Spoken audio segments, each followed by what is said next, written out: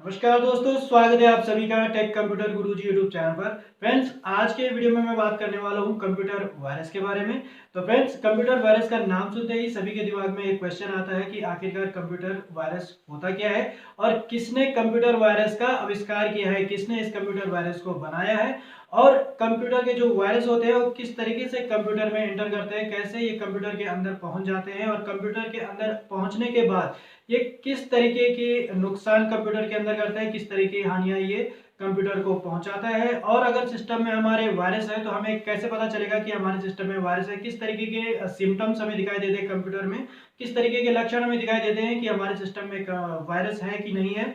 और अगर हमारे सिस्टम में वायरस आ गए हैं, अगर वायरस ने हमारे कंप्यूटर पे अटैक कर दिया है तो हम किस तरीके से इन वायरस को रिमूव कर सकते हैं, किस तरीके से हम इन वायरस को क्लीन कर सकते हैं, कैसे हम कंप्यूटर को कंप्यूटर वायरस से बचा सकते हैं। तो फ्रेंड्स, मैं आज इन सभी सवालों का जवाब आप लोगों को बताने वाला हूं। सारे सवालों का जवाब आज मैं इस वीडियो में देने वाला हूं, तो वीडियो में लास्ट तक बने रहें, वीडियो को बीच में स्किप ना करें और वीडियो आज काफी इंटरेस्टिंग होने वाला है। तो फ्रेंड्स, वीडियो को स्टार्ट करने से पहले मेरा आप सभी से निवेदन है कि अगर आप लोगों ने मेरा चैनल सब्सक्राइब नहीं किया है तो प्लीज चैनल को सब्सक्राइब कर ले एंड बेल आइकन को जरूर प्रेस करें ताकि मैं जो भी वीडियो अपलोड करूं उनके नोटिफिकेशन आप लोगों तक पहुंचते रहे। तो फ्रेंड्स, ज्यादा देर न करते हुए लेट्स स्टार्ट द वीडियो।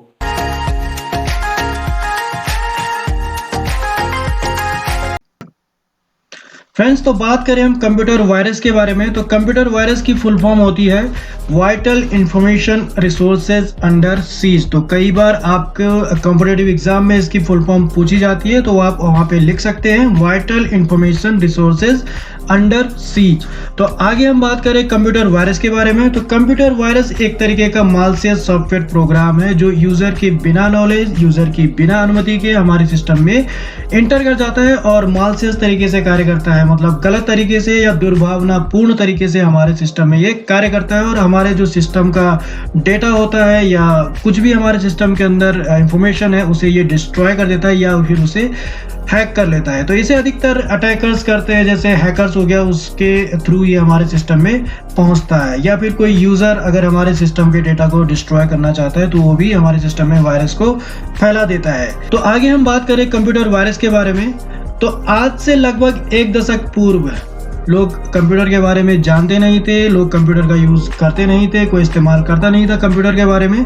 लेकिन समय बदला, लोग बदले, तो बदलते समय के साथ लोगों ने कंप्यूटर का यूज करना शुरू किया और यूज इतना किया कि आज का युग जो है कंप्यूटर का युग कहा जाने लगा है। बिना कंप्यूटर के आज के समय में आदमी इमेजिन नहीं कर सकता है कि वो कंप्यूटर के बिना काम कर सकता है, चाहे वो डे टू डे लाइफ में आपके ऑफिशियल वर्क हो या फिर आपकी एजुकेशन हो या फिर रिसर्च सेक्टर हो, किसी भी सेक्टर में आप चले जाओ तो बिना कंप्यूटर के आपका कार्य हो नहीं सकता है। तो बदलते समय के साथ कंप्यूटर का यूज बढ़ा, तो कंप्यूटर का जब यूज बढ़ा तो इससे रिलेटेड समस्याएं भी बढ़ गई है। तो इससे रिलेटेड जो समस्याएं हैं, इनमें सबसे बड़ी जो समस्या है वो है कंप्यूटर वायरस की।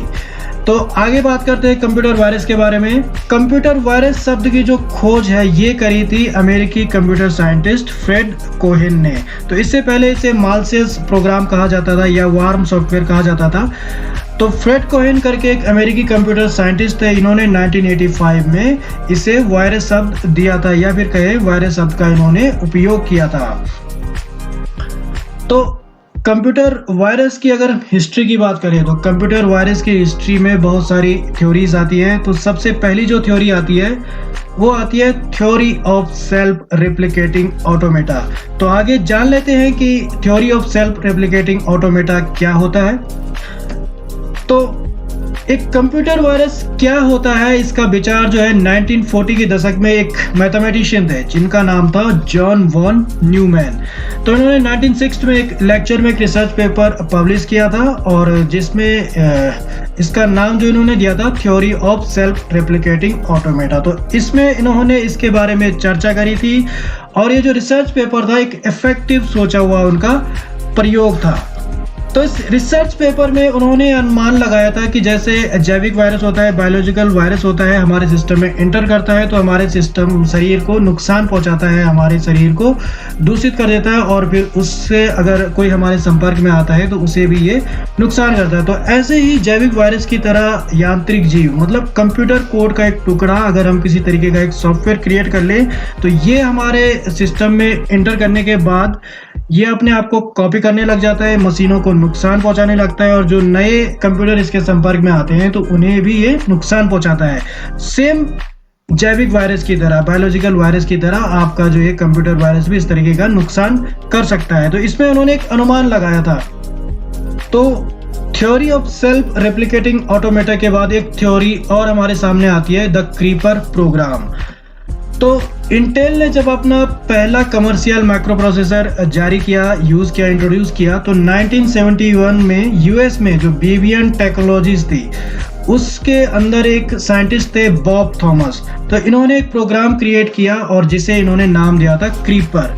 तो क्रीपर को जो है पहला नेटवर्क वायरस माना जाता है। तो इसे जो है बीबीएन टेक्नोलॉजीज द्वारा एक एक्सपेरिमेंट किया गया था ताकि ये पता चल सके कि सेल्फ रेप्लिकेट करना संभव है कि नहीं है।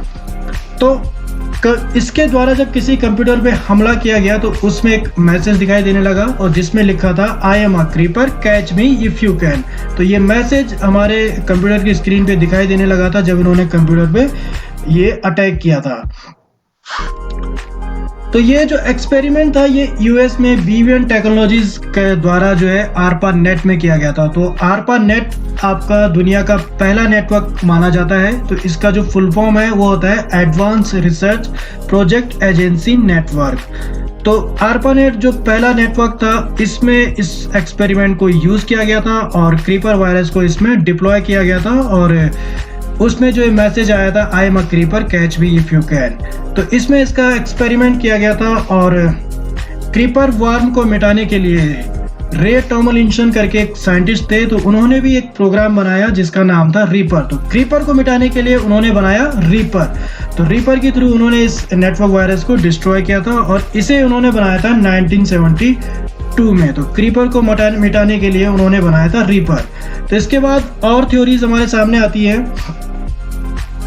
Rabbit virus. तो रैबिट वायरस भी अपने आप में एक सेल्फ रेप्लिकेट वायरस था। तो ये इतना अधिक प्रचलन में था 1970 के दशक में कि ये इलेक्ट्रिसिटी की तरह मतलब बिजली की गति की तरह अपने आप को सेल्फ रेप्लिकेट कर सकता था और तेजी से हमारे कंप्यूटर की जो परफॉर्मेंस है उसे डाउन कर देता था, उसके डेटा को डिस्ट्रॉय कर देता था।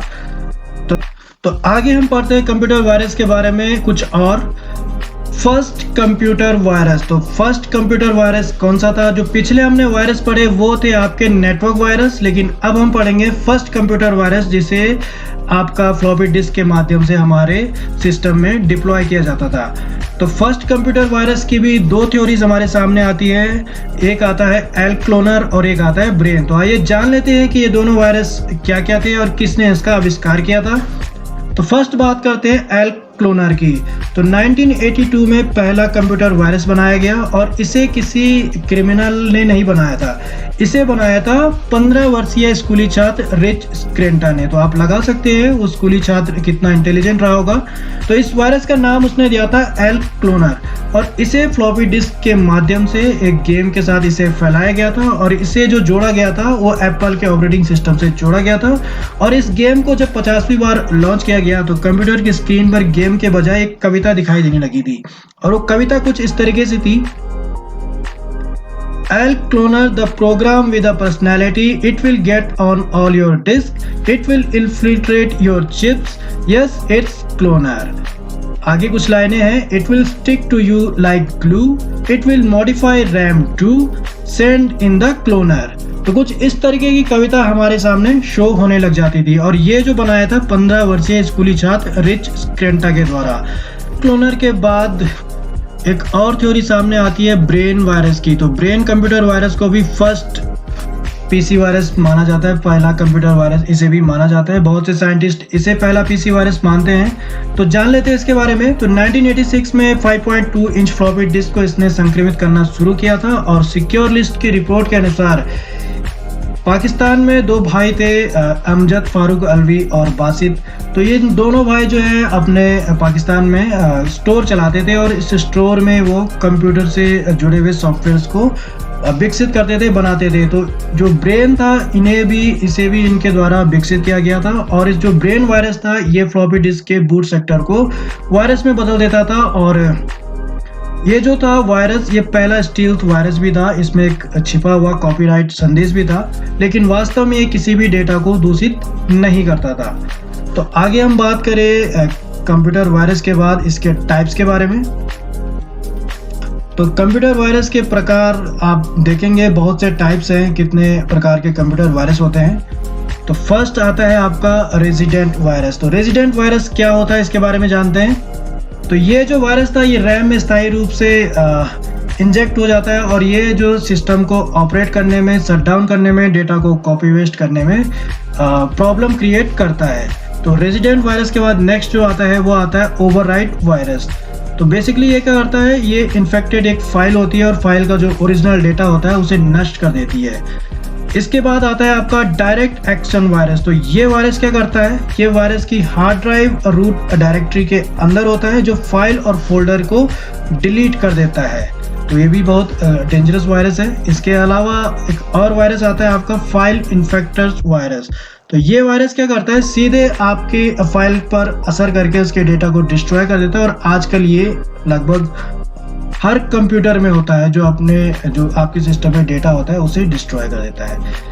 इसके बाद आता है डायरेक्टरी वायरस। तो ये डायरेक्टरी वायरस क्या करता है, ये जो फाइल्स के पाथ और लोकेशन को चेंज कर देता है, मतलब उसकी लोकेशन को चेंज कर लेगा, इस फाइल को किसी मेन लोकेशन से ले जाके किसी दूसरी लोकेशन में फाइल को छोड़ देता है। तो ये वायरस भी काफी तरीके की प्रॉब्लम क्रिएट करता है।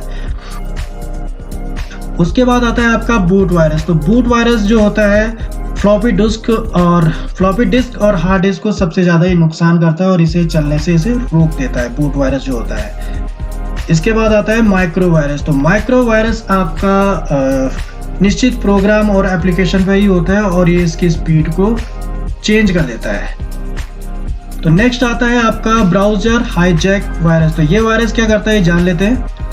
तो 2014-15 में ये फैला हुआ ये वायरस है। बढ़ते इंटरनेट के उपयोग के चलते ये बहुत आसानी से वेबसाइट या गेम्स या फाइल के जरिए सिस्टम में प्रवेश कर लेता है और इसकी स्पीड और अन्य फाइलों को ये नष्ट कर देता है।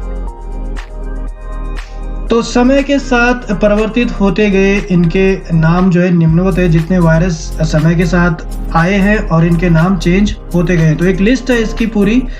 तो इसमें बहुत से आपका सेल्फ रिप्रोड्यूसिंग ऑटोमेटा, क्रीपर है, एल क्लोनर है, ब्रेन है, द मॉरिस वार्म है, कंसेप्ट है, CH है, हैप्पी 99 है, आई लव यू वायरस है, बहुत से ये वायरस है। तो ये सारी एक लिस्ट है। इसके अलावा बहुत से वायरस है, ये तो मेन वायरस है जिनके बारे में मैंने यहाँ पे जिक्र किया है। इसके अलावा बहुत सारे वायरस भी है। ओके, तो ये कुछ वायरस है जो मैंने आप लोगों को बताया कि समय के साथ साथ ये वायरस बदलते चले गए, इनके नाम चेंज होते गए। तो हम आगे बात कर लेते हैं कंप्यूटर वायरस के डिसएडवांटेज, मतलब ये कंप्यूटर वायरस को क्या क्या नुकसान पहुंचाते हैं। तो ये वायरस की जो होता है ये कंप्यूटर की गति को धीमा कर देता है, कंप्यूटर के जो विंडोज़ में बूट की समस्या उत्पन्न कर विंडोज़ को क्रैश कर देता है, फाइल और प्रोग्राम को भी नष्ट कर देता है और कंप्यूटर में जो पावर कंज्यूम करने की जो क्षमता होती है वो बढ़ जाती है, मतलब ये कंप्यूटर जो है पावर अधिक कंज्यूम करता है। दूसरा, नेटवर्क में भी ये काफ़ी तेज़ी से फैलता है और नेटवर्क को ये डिस्ट्रॉय कर देता है। तो इसके बहुत से ये डिसएडवांटेजेस हैं, बहुत सी हानियाँ ये करता है। तो अब जान लेते हैं कंप्यूटर वायरस के कारण। तो कॉज ऑफ वायरस, तो मतलब वायरस कैसे हमारे कंप्यूटर सिस्टम में आता है। तो जान लेते हैं क्या क्या इसके कॉजेज हैं। तो ये बहुत से कॉजेज हमारे सामने यहाँ पे देखने को मिल रही हैं। तो अगर आप किसी दूसरे व्यक्ति की पेन ड्राइव को बिना स्कैन किए अपने कंप्यूटर में यूज़ करते हैं तो आपके सिस्टम में वायरस आ सकते हैं। दूसरा जो मेजर कारण है वो है आप ऑनलाइन अगर गेम खेलते हो या मूवी देखते हो तो उसमें भी आपके सिस्टम में वायरस आने के चांसेस बढ़ जाते हैं। थर्ड है कोई भी प्रोग्राम, फाइल, डाटा आप अगर ऑनलाइन डाउनलोड करते हो तो उसमें भी आपके सिस्टम में अगर आप बिना वेरीफाई से अपने सिस्टम में डाउनलोड कर रहे हैं तो वो आपके सिस्टम में वायरस आ सकते हैं। इसके अलावा अगर आप अपने सिस्टम में अगर आप अपने कंप्यूटर में मोबाइल या अन्य डिवाइस से अपने कंप्यूटर को जोड़ते हैं तो भी वायरस आ सकते हैं। इसके अलावा अगर आपके सिस्टम में एंटीवायरस नहीं है या आउटडेटेड है तो भी आपके सिस्टम में वायरस आ सकते हैं, आपके सिस्टम के डाटा को डिस्ट्रॉय कर सकते हैं। तो इसलिए आपके कंप्यूटर में एंटीवायरस का होना बहुत ज़रूरी है। अगर आपके सिस्टम में एंटीवायरस नहीं है तो आपका सिस्टम रिस्क में है। इसके अलावा अगर आपका सिस्टम लैन में जुड़ा हुआ है, नेटवर्क में अगर जुड़ा हुआ है तो भी आपके कंप्यूटर में वायरस आने के जो खतरे हैं वो बढ़ जाते हैं। इसके अलावा अगर आप कोई वेबसाइट अगर ओपन करते हैं, कोई नॉन सिक्योर वेबसाइट्स को अगर आप ओपन कर दें तो इसमें भी आपके सिस्टम में वायरस आ सकते हैं। और इसके अलावा वेबसाइट पे आप बहुत सारे बार एड्स देखते होंगे और अगर आप कभी कभी इन एड्स पे अगर क्लिक कर दें, इसके लिंक पे अगर आप क्लिक कर दें तो इसमें भी आपके सिस्टम में वायरस आ सकते हैं। तो ये बहुत से रीज़न मैंने आपको बताए, मेन रीज़न है इनके थ्रू आपके सिस्टम में वायरस आ सकते हैं। इसके अलावा और भी कॉजेज हो सकते हैं लेकिन मेन जो कॉजेज हैं वो मैंने आप लोगों को इसमें बताए। तो फ्रेंड्स आगे हम जान लेते हैं कि किस तरीके से हमारा कंप्यूटर वायरस से संक्रमित होता है, कैसे जाने इसके बारे में हमें कैसे पता चले। तो ये कुछ कारण हैं। कंप्यूटर स्टार्टअप में अगर बहुत अधिक समय ले रहा है या फिर आपका कंप्यूटर की जो स्पीड है वो कम होती जा रही है तो समझ लीजिए कि आपका सिस्टम वायरस से संक्रमित है। इसके अलावा जो सेकेंड है वो है आपका कंप्यूटर का अगर अचानक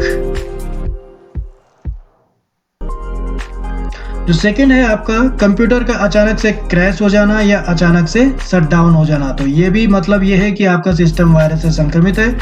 थर्ड है कि अगर आप कंप्यूटर पर काम कर रहे हैं और आपका सिस्टम अगर हैंग हो जाता है तो इसका मतलब है कि आपके सिस्टम में वायरस है। या फिर आप किसी फाइल पर क्लिक करने पर आपकी फाइल ओपन नहीं होती है तो समझ लीजिए आपके सिस्टम में वायरस है। इसके अलावा अगर आपके कंप्यूटर में जो स्टोरेज है वो घटता जा रहा है और आपके सिस्टम में कोई डाटा भी नहीं है, कम उसमें अगर डाटा है फिर भी आपका स्टोरेज घटता जा रहा है तो इसका मतलब है कि आपके सिस्टम में वायरस आ चुका है। और एक और आपका जो कारण है वो है कंप्यूटर पर डुप्लीकेट्स फाइल्स का बन जाना। तो इसका मतलब है अगर आपकी फाइल्स का डुप्लीकेट फाइल्स अगर वहाँ पे बन रही हैं कंप्यूटर पे, अगर कोई फाइल आपने बनाई और उसकी डुप्लीकेट फाइल्स आपको दिखाई दे रही है तो इसका मतलब है आपके सिस्टम में बहुत से वायरस आ चुके हैं। या फिर जो लास्ट है कंप्यूटर वो फाइलें या डाटा गायब हो जाता है, मतलब आपके सिस्टम में कोई डाटा था या फाइल आपने उसमें सेव करी थी और वो गायब हो गई है। तो ये जो सारे रीज़न आपको दिखाई इसके संक्रमण के जो वो आपको सिम्टम्स मैंने आपको बताए कि ये सारे सिम्टम्स है। अगर आपके सिस्टम में इनमें से कोई भी प्रॉब्लम्स आ रही है, इस तरीके की कोई भी प्रॉब्लम हो रही है तो इसका मतलब है कि आपके सिस्टम में वायरस आ चुका है और आपको अपने सिस्टम में एंटीवायरस डालना है, उससे अपडेट करना है और उसके बाद अपने कंप्यूटर को स्कैन करना है। तो आगे जान लेते हैं कंप्यूटर वायरस को रोकने के उपाय। तो prevention of computer virus most important जो है आपका, अगर आप कंप्यूटर वायरस को रोकना चाहते हैं अपने सिस्टम में, अपने डेटा को डिस्ट्रॉय होने से बचाना चाहते हैं तो ये जो उपाय है मैं इसमें बता रहा हूँ आपको। तो फर्स्ट जो है आप अपने कंप्यूटर में एंटीवायरस को इंस्टॉल करें, इसे अप टू डेट रखें। अपने कंप्यूटर को पर डे या फिर वीकली अपने सिस्टम को एंटीवायरस से स्कैन करें। कोई भी पेन ड्राइव हो उसे बिना स्कैन किए अपने सिस्टम में इंसर्ट ना करें और नॉन सिक्योर वेबसाइट्स को ओपन ना करें। ईमेल के माध्यम से अगर कोई भी लिंक आप लोगों को भेजा जाता है तो उस पर आप क्लिक नहीं करेंगे। अपने नेटवर्क को सुरक्षित रखें, फायरवॉल लगा के रखें। स्ट्रॉन्ग पासवर्ड का आप यूज़ करें ताकि कोई आपके सिस्टम में एंटर ना कर सकें। और हार्डवेयर बेस्ड फायरवॉल एक डिवाइस होता है फायरवॉल, तो उसे भी आपको यूज़ करना है। और ओपन वायरलेस पासवर्ड का वो उपयोग ना करें, मतलब ओपन वायरलेस आप कई बार कहीं पे जाते हैं, वाईफाई किसी दूसरे का यूज़ करते हैं और उसमें आपका पासवर्ड अगर नहीं है तो उसे यूज़ ना करें। तो ये जो उपाय है मैंने आप लोगों को बताए, ये सारे उपाय बहुत ही इंपॉर्टेंट ये आपके उपाय है। इसके अलावा और भी कुछ हो सकते हैं लेकिन मेन जो उपाय मैंने आप लोगों को बताए हैं ये सारे यही है। तो फ्रेंड्स कंप्यूटर वायरस के प्रिवेंशन के लिए जो उपाय होते हैं वो मैंने आप लोगों को बताया कि क्या क्या उपाय होते हैं, आप किस तरीके से अपने कंप्यूटर को वायरस से बचा सकते हैं। इसके अलावा और भी अगर कोई उपाय होता है तो आप कमेंट बॉक्स में ज़रूर लिख के बताएं और इससे रिलेटेड अगर आपकी कोई क्वेरी है तो आप मुझे ज़रूर कमेंट बॉक्स में लिख के बताएं। तो फ्रेंड्स आज के वीडियो में इतना ही और नेक्स्ट जो वीडियो होगा बहुत ही जल्दी मैं अपलोड करूँगा। धन्यवाद दोस्तों।